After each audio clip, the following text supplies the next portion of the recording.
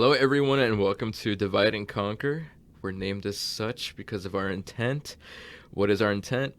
Well, if you don't know by now, we are a group of sport and performance psychology consultants and contractors here at Fort Polk, Louisiana. And we also fall under the Army Resilience Directorate, and you can find them on Twitter and Facebook at Army Resilience. So each episode we pose a question or issue related to resilience and or performance enhancement that we as a group will conquer through our individual answers.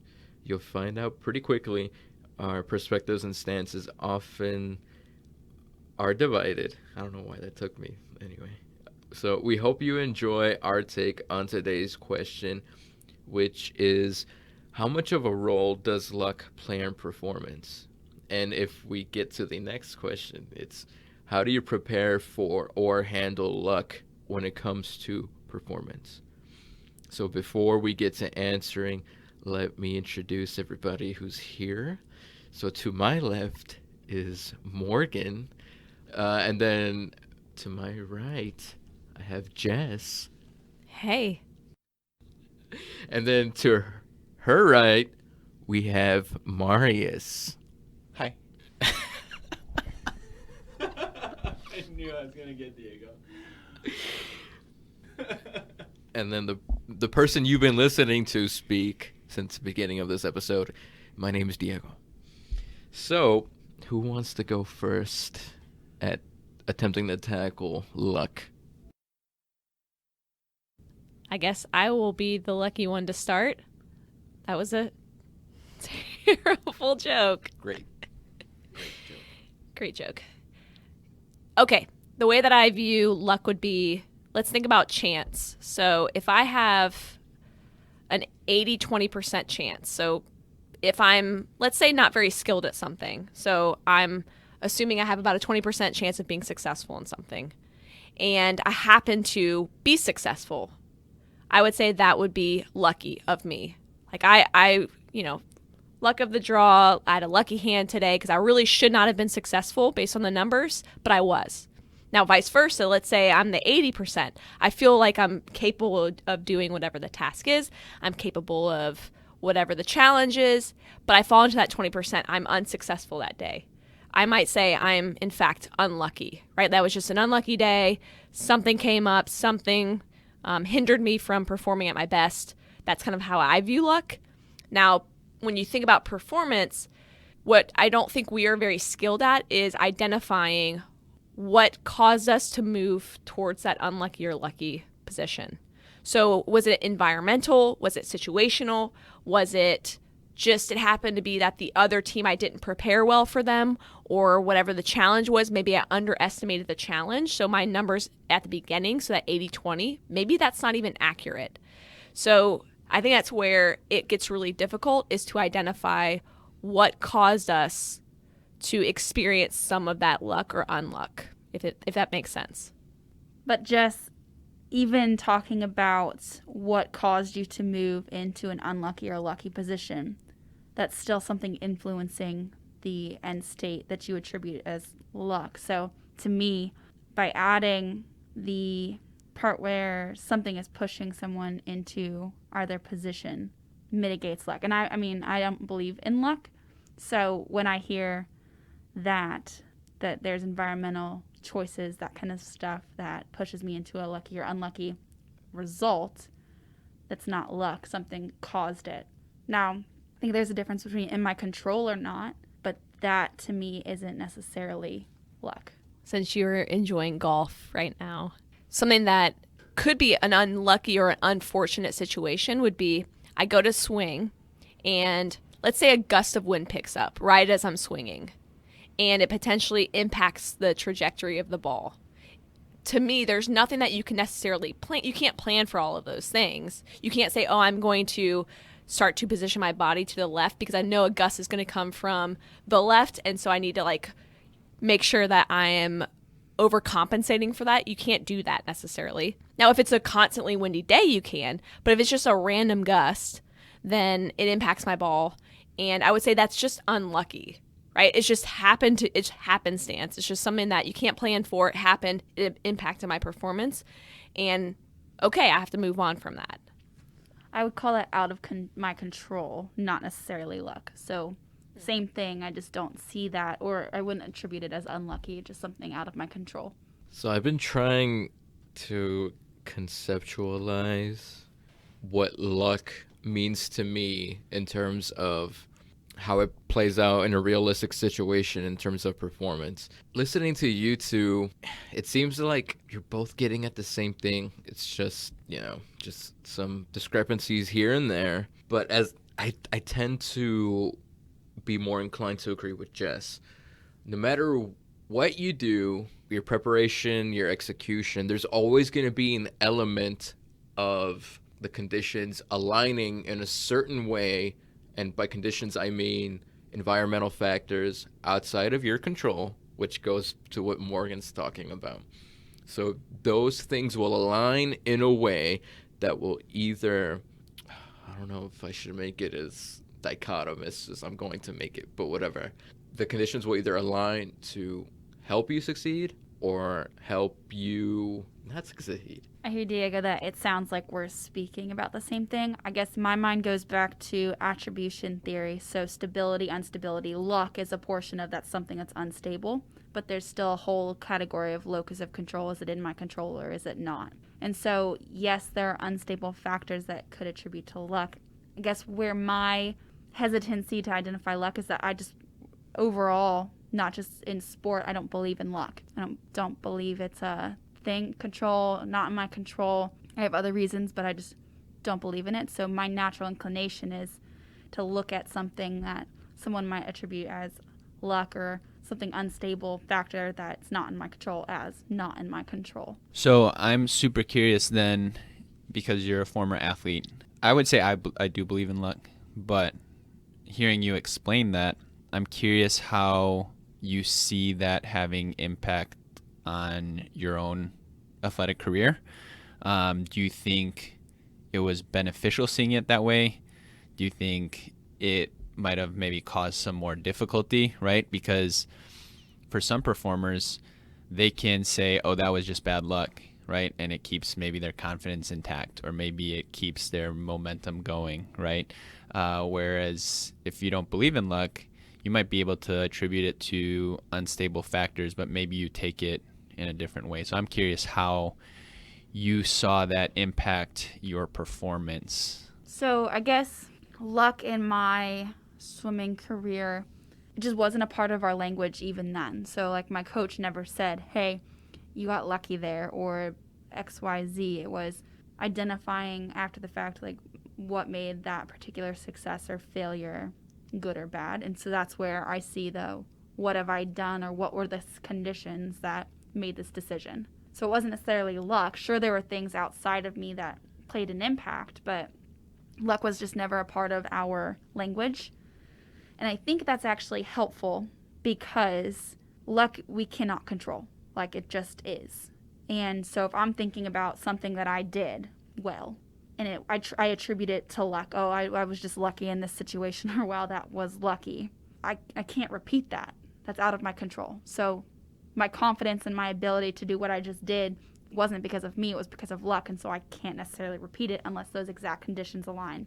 That's out of my control. If I fail and I say, oh, that was unlucky, there's still something I could have done, maybe read ahead of time, a learning opportunity that I'm missing if I'm saying, oh, that was just unlucky. Now, I was a part of a sport where it was one race. And so that's an isolated moment, and then I have another race. I could see where it might be a little bit different if I'm in a sport like football or soccer, where it's a continuous game and I have to get over this one moment and move on. There's still an element of that in swimming, but it's not necessarily so continuous.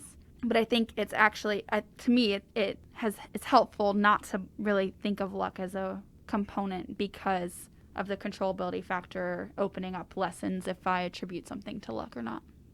There's a lot of division on this one. We haven't had this very often. It's kind of fun. Yeah. I love debating you, Morgan.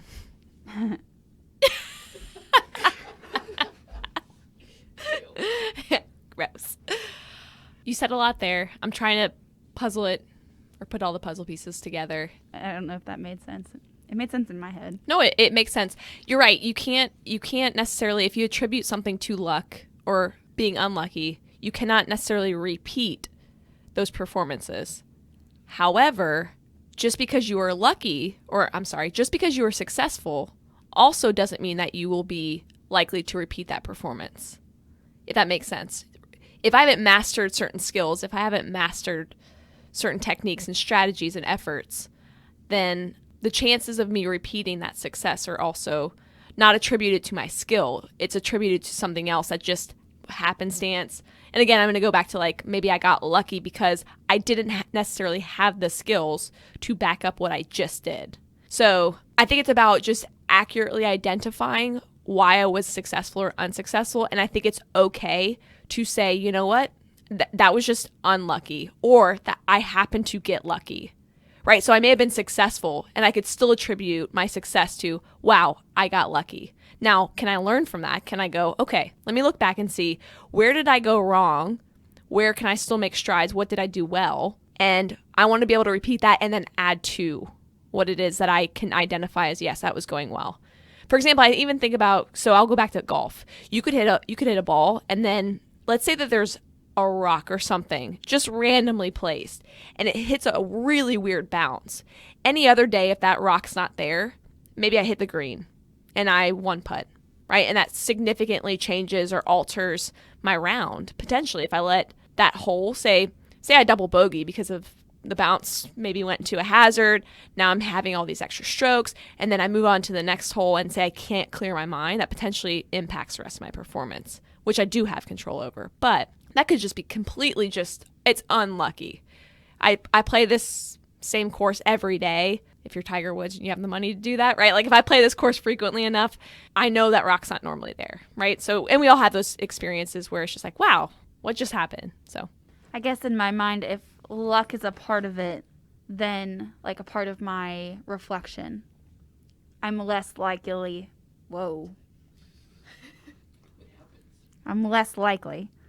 to actually go back and think about what can I control. Does that mean people don't do that? No, you're less likely because in my mind. So I don't know if that's scientifically just Morgan's own little process of understanding. Well, don't you think by assuming or attributing anything to luck that you know it's not in fact you? I know that was not me that just did this. I know that was not my skill. I know that was not something I created. It just happened.